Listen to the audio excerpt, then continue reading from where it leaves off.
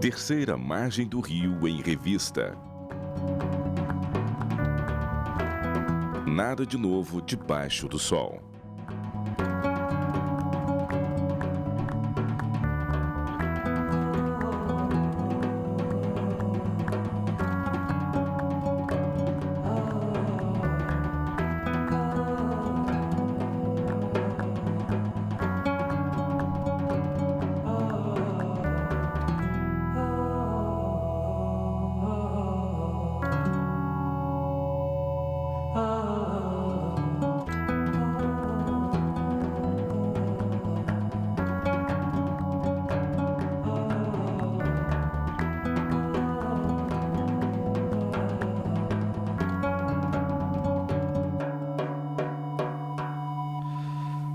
Olá, aqui é a Terceira Margem do Rio e você está participando de mais um programa aqui da Rádio UNASP e o assunto de hoje é tolerância.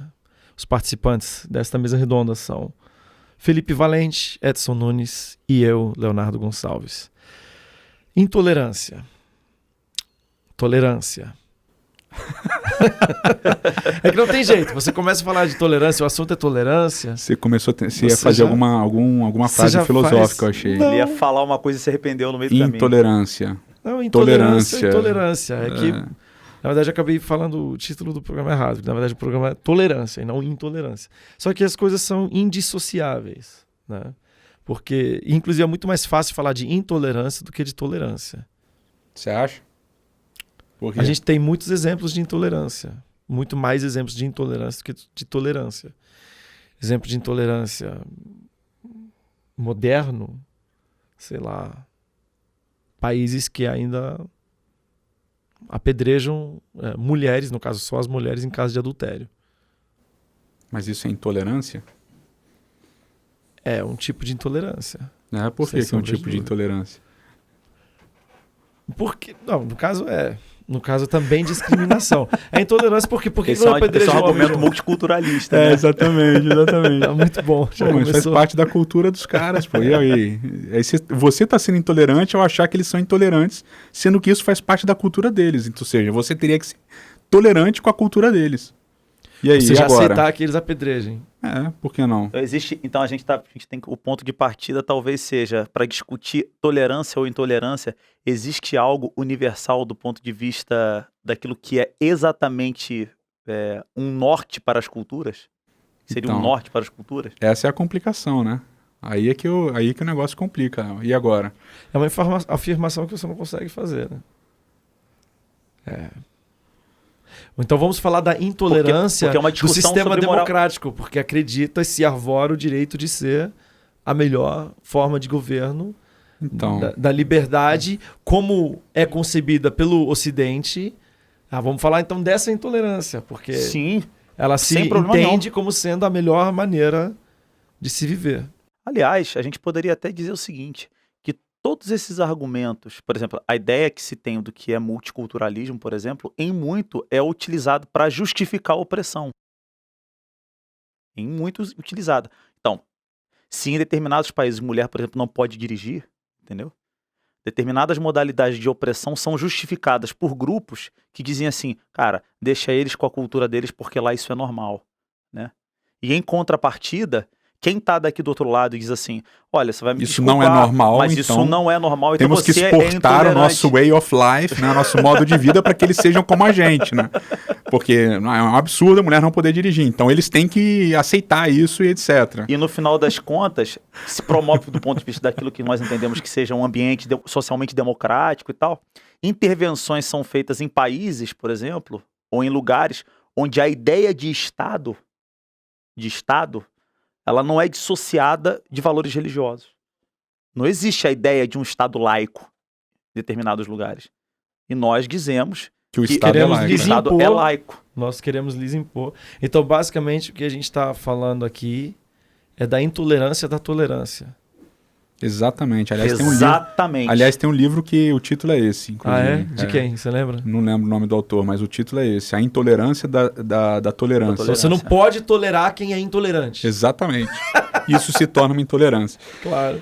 Né? Mas essa questão do multiculturalismo, ela é sempre interessante de você analisar. Por exemplo, a Bíblia é acusada de ser intolerante ou de discriminar as mulheres, por exemplo, né? O que, quando você lê o texto mais profundamente, você percebe que não é plenamente verdade, né? A mulher tinha um papel na cultura israelita que é um papel extremamente destacado, né? Você lê Provérbios 31, por exemplo, ou quando você lê a história de Sara com Abraão, Deus chamando Sara para fazer parte da aliança, né? Não existia mulher fazendo parte de aliança.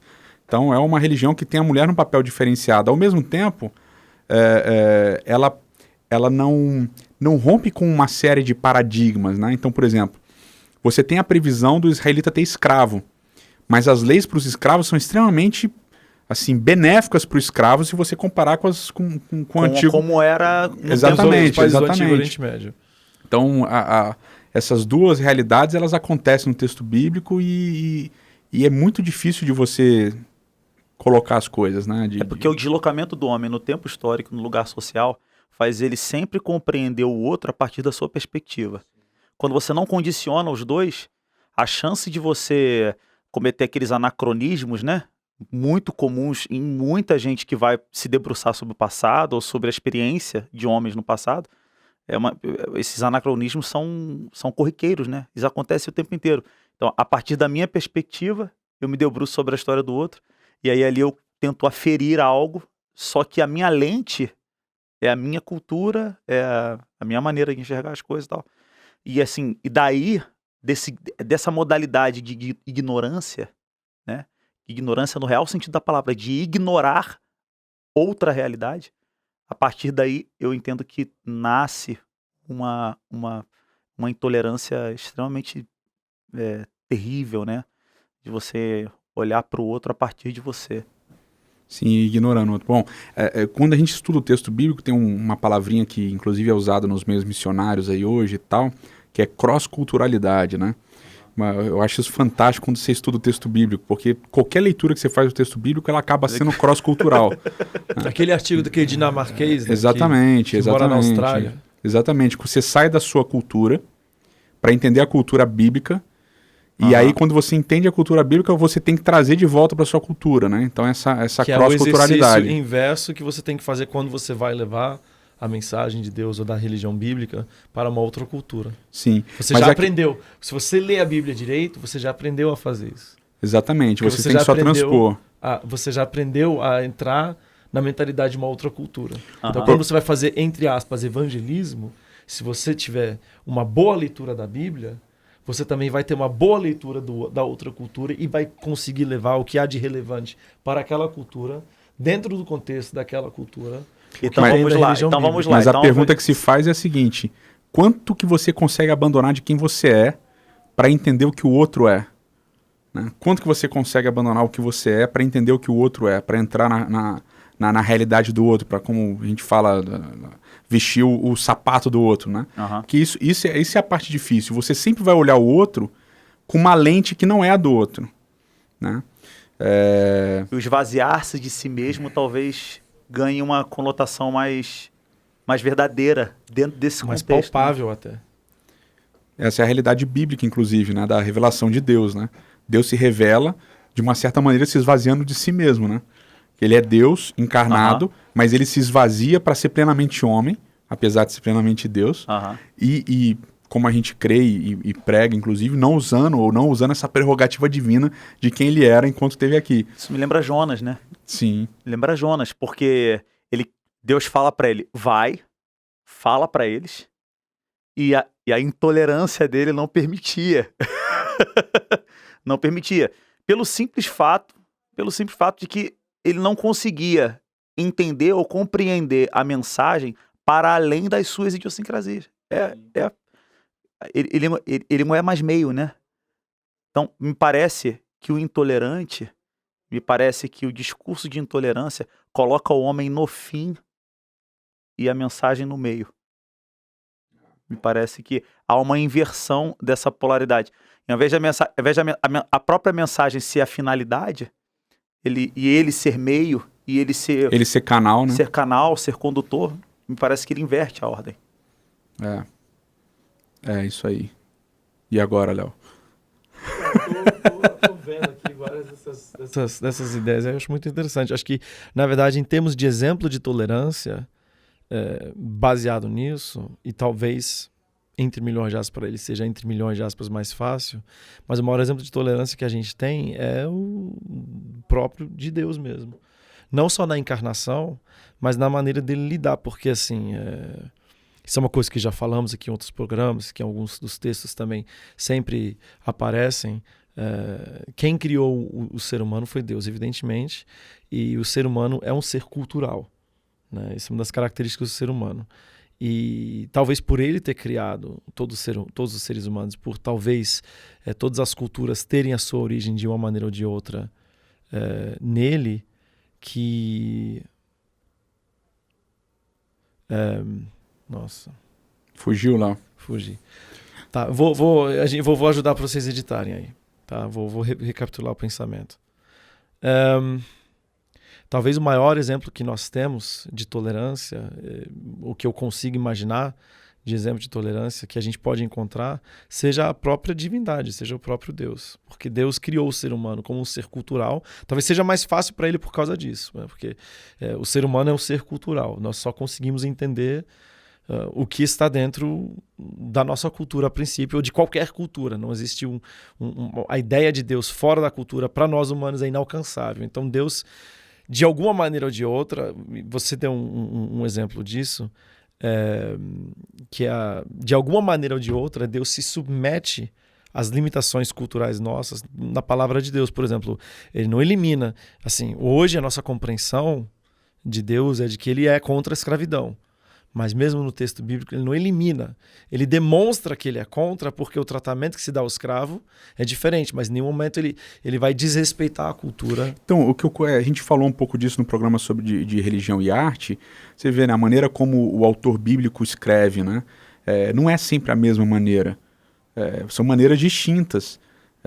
E o profeta bíblico ele não tem intolerância com o que ele leu lá atrás, né?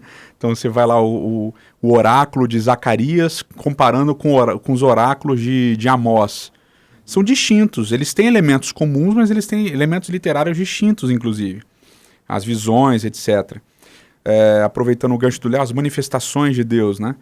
Deus aparece para Moisés numa sarça, Deus aparece para Balaão através da jumenta, o anjo do Senhor. Deus se revela para Israel de várias maneiras, a nuvem, a coluna de fogo, é o trovão, é o relâmpago, etc. Deus aparece para Moisés em outro momento face a face.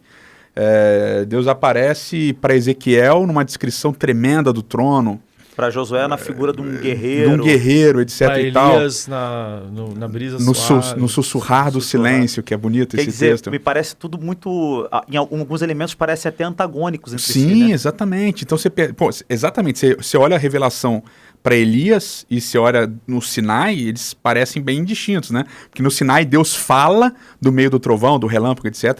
E em Elias ele não, ele espera todos esses elementos e ele sussurra no silêncio, né? Então é interessante. O que me leva a entender o seguinte, a revelação de Deus, a maneira como Deus se revela, a forma, ela varia de acordo com o personagem, de acordo com a situação, com as circunstâncias e tal, mas o que ele revela para Elias, o que ele revela para Moisés, o que ele revela para Balaão, o que Balaão acaba falando, né? Não é o que Deus queria que ele falasse, mas sim. Quer dizer, não é o que Balaão queria falar, mas é o que Deus manda Balaão falar, etc. Todas essas revelações, o conteúdo dessas revelações é parecido.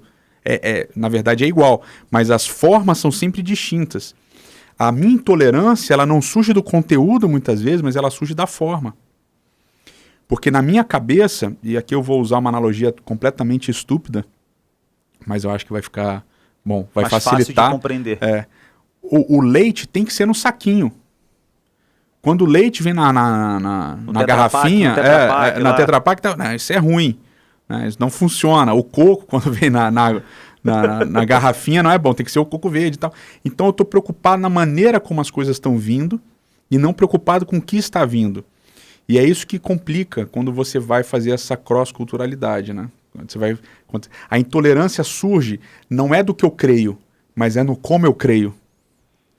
Então, esse é um dos grandes problemas. O como eu creio, muitas vezes acaba sendo o que eu creio. E aí vem um conflito com o outro. Porque o outro, ele pode até crer no que eu creio, mas não como eu creio. E as coisas complicam. É uma tristeza muito grande, porque às vezes a gente conversa sobre a maneira como Deus se revela para mim, para você, ou para o outro e tal. É uma necessidade que o homem tem de controle sobre a ação de Deus muito grande. Exatamente, muito grande. exatamente. Tudo esbarra na questão do controle. Por quê? Porque olha só, é um negócio curioso, né? Você vê que Cristo, quando vai atravessar para Cafarnaum, logo depois da multiplicação de pães, é um negócio muito bizarro, porque os discípulos entram no barco e começam a atravessar. Vão atravessar. Muito provavelmente ficou um barquinho lá para ele. Muito provavelmente. Porque a travessia a pé era inimaginável, impensável. Primeiro pela distância, para contornar todo a pé, todo né? lago. Todo lago. E normalmente se atravessava no barquinho mesmo. Sim. O cara subia e ia remando. E aí Cristo decide simplesmente andar sobre as águas. Mas aí não veio no barco que eu dei. Então sai de ré, porque é fantasma. Sim, claro. É um negócio meio bizarro, porque... Não, olha só, aquela roupa ali... Por exemplo, Não, e é bizarro porque assim, aquela roupa ali é a roupa que ele tava. Sim. Nós andamos com ele, nós conhecemos o jeito dele de andar. Ele é Mas nosso, eu deixei ele é o barquinho, nosso camarada, ele anda com a gente. Mas ele não veio no meu barquinho. Mas não veio no barquinho que eu dei. Então, é fantasma. Não pode. É a mesma, por exemplo, tem exemplos, mesmo nas curas de Cristo. Tem o relato de um cego que ele curou porque, né, cuspiu na terra e tal. E o outro, Bartimeu, foi apenas uma palavra. Então, se fosse uma religião institucionalizada, baseada na cura de um cego e outro baseado na cura de outro cego, na hora que os dois se encontrassem, eu falei, não pode ter sido o mesmo Cristo. Não pode, a mesma pessoa não pode ter operado as duas curas, porque a metodologia utilizada foi diferente, entendeu? Exatamente. Era anticientífico. Então, exatamente. O método tem que se repetir, né? O método tem que ser repetido. A universalidade da norma, e o método, né? vira a religião, praticamente. Exatamente. Entendeu? Porque esse é o existe problema. algo de especial no cuspe de Jesus. Existe algo especial na terra que ele usou. Entendeu? Ou na maneira como ele cuspiu. E sendo que, na verdade, isso é uma coisa que me veio enquanto você estava falando na sua fala, antes de você falar disso, é que quando a gente estava falando das manifestações de Cristo, de Deus no Antigo Testamento, Elias versus Sinai, etc., que aí você ainda poderia até incluir essa ardente, que é uma outra maneira ainda. O que importa para Deus, o que parece importar para Deus, baseado no texto bíblico, é a comunicação. E a qualidade da comunicação, não o modo da comunicação. Cara, Hebreus 1. Eu falei aos pais de muitas maneiras no passado. Nos últimos dias, Deus falou aos pais de muitas maneiras no passado. Nos últimos dias, falou através do Filho. Então, a revelação é a mesma, mas a maneira como ele se revela vai variar, até a maneira máxima que é Jesus Cristo, né? Então, bom, tem uma frase do Heschel que eu gosto bastante, que diz o seguinte, a fé em seu zelo muitas vezes se torna fanatismo. E obviamente, Heschel está falando da forma de como as coisas funcionam, né? Então, a forma como eu tenho fé, ou naquilo que eu tenho fé, eu acabo transferindo isso. Eu acabo impondo isso ao outro. Isso acontece de maneiras bem interessantes. Bom, posso contar várias histórias, né? Mas eu vou contar só uma. A gente cresce num meio de racionalidade, né? Exacerbada até. E eu lembro que quando eu comecei o meu ministério, fui pastor lá em São Paulo, aí em um dia veio uma mulher falar comigo, não, Deus me revelou por sonhos e tal, que eu deveria vir à igreja hoje e tal, porque a mensagem ia ser para mim. E eu pensei na minha cabeça na hora, assim, ixi, loucura, nada a ver e tal. Mas por quê? Porque eu nunca tive uma revelação em sonho. Porque Deus nunca falou comigo em sonho. Então a gente tem essa tendência de sempre... Se nunca falou comigo, logo não falará com ela. Exatamente. É o maniqueísmo triste que a gente faz com a comunicação de Deus. E a intolerância, ela nasce exatamente disso. Se comigo é dessa maneira, logo será assim com todos, né? Então o fanatismo, ele nasce da minha Ou melhor, se é comigo dessa maneira e eu sou um homem temente a Deus, exato. A maneira deles comunicar comigo é a maneira correta. Sim, é a única maneira correta. Então veja só, agora você me interrompeu, eu perdi o meu raciocínio. Desculpa, Edson. Isso acontece bastante, inclusive. Lá, hoje eu não te derrubei nenhuma vez. Várias vezes. É que você nem percebe. Não. Você nem nesse percebe. Programa, não. Você me interrompe, mas nem percebe. Mas beleza, vamos lá. Você estava falando da mulher, dos sonhos, da... Não, o que acontece é se exportar os meus valores, né? Exportar o como dos meus valores, né? Então, as experiências que eu tenho, as coisas que eu passo, as coisas que eu penso... Bom, tudo que eu sou é melhor que o outro é. Isso é óbvio, né? Essa é uma tendência natural do ser humano. Então, obviamente, a minha maneira de crer, ou as coisas que eu creio, são melhores também. E eu vou exportar isso para o outro. O fanatismo é essa imposição, né? O fanatismo, desculpa, não. A intolerância é exatamente essa imposição que eu tenho. E quando você vai para o autor bíblico, e quando você vai para a relação de Deus com o povo, ele é exatamente o oposto. Ele é extremamente tolerante. Eu gosto sempre de mencionar, isso é uma pergunta que vários fazem, mas... Tardinho irar-se e tal. Exatamente, mas aí você vê, por exemplo, mas Abraão se deitou com 2 mulheres. Mas... Davi teve 70. Jacó teve 2 mulheres e tal. E eu só tive uma. E em nenhum momento... vida. Né? O cara pensa assim... Né? O cara mal sabe quanto problema é só uma, né? Uma só já é bastante, imagina várias. Mas enfim, mas o autor bíblico, quando ele está escrevendo, ele não condena isso. Em vários momentos ele não condena isso. Aí o cara fala, bom, então Deus permitiu. Não, Deus não permitiu, Deus tolerou uma situação. Agora, quando eu vou para os textos legais são determinantes. Não pode, é uma só. Tá? Mas ele tolera, ele é extremamente tolerante. Agora, o que Deus é intolerante? Essa é a pergunta boa, né, cara? Essa é uma pergunta boa. Aonde que Deus... Qual é o... Vou falar uma coisa muito absurda aqui. Qual é o pecado que Deus tolera mais do que ele não aguenta? Então, mas aí você percebe que... Mas pior que tem. Mas isso você percebe exatamente no texto bíblico. Deixa eu só fazer uma observação aqui. Tá. Aí eu quero responder a pergunta, porque isso eu já pensei muito sobre isso. E eu também. Na minha vida, assim, da maneira como eu me relaciono com ele, das vezes em que eu senti que Deus foi extremamente duro comigo, foram as vezes em que eu tentei assumir o controle das coisas.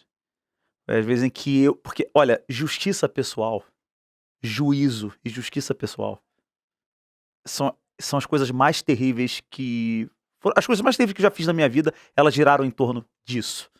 E foram os momentos em que eu precisei levar uma lambada mais dura, mais pedagógica de Deus, a fim de que eu compreendesse o meu lugar. Porque todas as vezes que você... Cara, você pega uns evangelhos, por exemplo. Todas as vezes em que Cristo é extremamente duro, o assunto gira em torno de juízo. De justiça social. De justiça, de alguém querendo fazer a justiça. E de intolerância. Isso tem a ver com de exclusão, na verdade, de exclusão. De exclusão de... Eu posso te interromper ou não, Léo? Claro, você sempre me interrompe. Mas, por exemplo, a gente estava falando de bigamia, etc e tal, né? Interessante. Então, Deus não condena em nenhum momento. Deus aparece condenando, por exemplo, Jacó ter casado com as 2 irmãs. Apesar de não ter sido uma vontade de Jacó e tal. Mas é interessante que quando fala que Jacó preferia Raquel do que Lia, Deus intervém na história. E vendo Deus que Jacó amava mais a Raquel do que Lia, abriu o ventre de Lia e Lia gerou filhos. Ou seja, ele não... O que é... E aqui a gente, obviamente, está falando de uma perspectiva humana, né, das coisas. Mas o que ele não tolera é exatamente essa opressão do outro. Então, por exemplo, Deus fala para Abraão, tua descendência vai descer para o Egito e vai ser escrava lá, não sei o que lá, durante tanto tempo. Mas quando os egípcios oprimem os israelitas, aí Deus fala, não, agora eu vou intervir e tal. Né? Então, Deus é o Deus que age em favor do oprimido contra o opressor. Exatamente. Sempre. E não importa quem é o opressor, não importa em nome de quem ele está oprimindo. Inclusive quando o opressor é Israel. Quando o opressor é Israel, ele se levanta contra Principalmente, Israel. Porque ele vem e fala. Então, por exemplo, você vai para o texto de Isaías, capítulo 1, é um texto fortíssimo, é o seguinte. Israel está lá, adorando, indo no templo toda hora, fazendo oferecendo sacrifício, oferecendo tudo certinho, e Deus vem e fala assim, vocês são piores do que bois e jumentos. Que os bois pelo menos sabem quem dá o alimento, vocês não sabem. E ele vem e arrebenta Israel lá, fala. Aí de repente ele diz, as mãos de vocês estão... Vocês oram, eu não escuto. Eu fecho os meus ouvidos, porque as mãos de vocês estão sujas de sangue do órfão, da viúva, do pobre, etc. Que são geralmente as coisas que a gente não tem problema.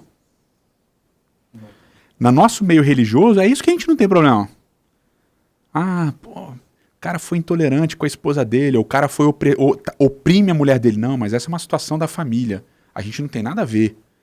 Ah, naquela comunidade é uma... Não, isso não tem nada a ver. Tá? Essa opressão, a gente é leniente. Agora, o que a gente não é leniente nos nossos dias de hoje são as formas de exercitar a fé. Exatamente. Isso a gente é extremamente intolerante. Ah, fulano acha que isso é espiritual. Não, não é. Esse tipo de música, esse tipo de tal. Exatamente. Isso não é espiritual. Isso não é espiritual, isso não é de Deus. Quando a gente fala isso não é de Deus, é geralmente relacionado à forma como eu exercito a minha fé. Agora, o exercício da fé, que é o amor ao próximo, isso a gente é extremamente leniente. Então é muito comum, por exemplo, a gente estar numa igreja e a gente saber que parte significativa da igreja, por exemplo, dos membros que estão ali, são economicamente vulneráveis. Tem gente que passa necessidade naquele lugar e a gente se preocupa muitas vezes, e essa é uma realidade minha, eu estou falando de mim, da minha vida, eu não quero falar de ninguém, mas eu posso falar de mim, mas muitas vezes a gente está mais preocupado com ter um banco muito bacana na igreja para a gente sentar, né? Sim, ou a gente confortável, ou com a roupa que eu vou, ou a gente tá com que esse cara tá. Não, talvez não tenha condições de colocar um prato de comida na mesa, mas ele vai gastar um dinheiro que ele não tem com uma roupa para ele poder se apresentar de maneira socialmente digna perante o Senhor. Mas eu quero trazer... isso a gente está restringindo o acesso a Deus e querendo controlar o acesso a Deus. Então, eu queria trazer mais para a parte da prática cultica mesmo, né? Então, eu vou me incomodar mais com a música que o cara canta, ou com o que o cara canta, mas eu não vou me incomodar tanto se ele bate na mulher ou não, ou se ele oprime o pobre ou não. Se a relação dele com a mulher dele é doente a ponto da mulher dele ser uma pessoa completamente infeliz e triste e amargurada, porque sabe que ele é um opressor, mas ele... É como se o caráter de Deus fosse refletido na forma. Exatamente, Léo. Exatamente. No modo operante. Exatamente. E é isso, na verdade, os únicos momentos em que você vê intolerância da parte de Deus é quando o caráter dele, e não porque ele tem zelo pelo nome dele, não, mas ele é o Deus que age em favor do oprimido contra o opressor. Então, quando se oprime em nome de Deus, principalmente, é quando ele se torna, entre aspas, intolerante, porque a opressão nada tem a ver com ele. Ele é o Deus da liberdade, ele é o Deus da E aí a gente volta para a questão do início do multiculturalismo, cara. Ou seja, o que eu preciso respeitar das culturas que são diferentes da minha? Em relação à forma, em relação à estrutura, etc., muito. Mas em relação ao humano, Aí eu preciso ser intolerante, ou seja, quando a mulher é oprimida, quando o pobre é oprimido, quando a viúva é oprimido, então realmente eu preciso ser intolerante com esse tipo de coisa. Agora, em relação a formas culticas, em relação à forma de adoração, aí é outros 500. E aí você vê, e há uma relação intrínseca entre culto, na matriz, né? Entre culto, cultivo e cultura. São coisas são palavras que elas têm um liame que comunica elas, né? Aí você trouxe um assunto pra gente discutir no próximo programa, porque esse assunto é muito bom, cara. É muito bom. Esse assunto é bom, mas vai pro próximo programa. Gente, já estamos aqui no final.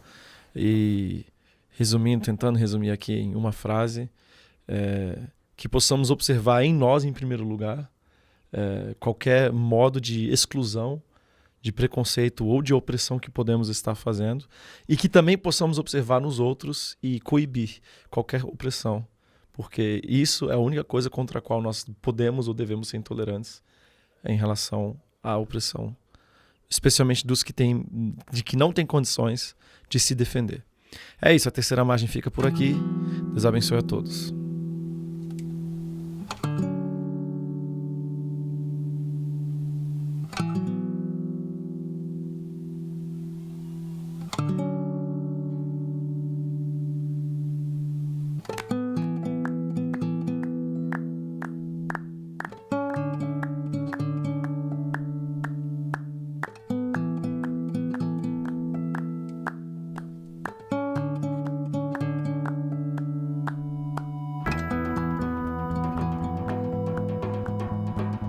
Terceira Margem do Rio em Revista.